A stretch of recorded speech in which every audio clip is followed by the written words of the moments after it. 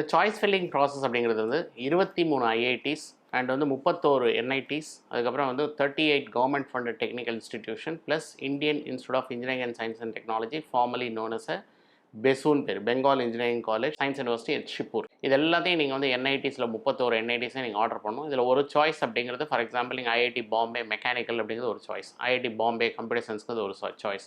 இது மாதிரி ஹவு நீங்கள் இதை எப்படி வந்து நீங்கள் ஆர்கனைஸ் பண்ணுறீங்கிறத பொறுத்து தான், அந்த சாய்ஸஸ் எப்படி போகிறதுங்கிறத பொறுத்து தான் நமக்கு ஐஐடியில் வந்து சீட்ஸ் வந்து கிடைக்கும், ஆர் என்ஐடியில் சீட்ஸ் கிடைக்கும்.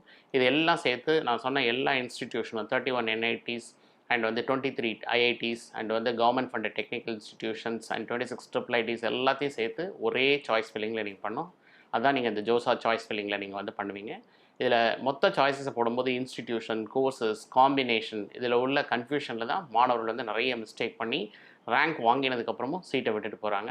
அதனால் வந்து இதுக்கு more of information and education ஸ்டூடெண்ட்ஸ்க்கு இருந்தால் தான் இந்த சாய்ஸஸை வந்து கிளியராக ஆர்கனைஸ் பண்ண முடியும்.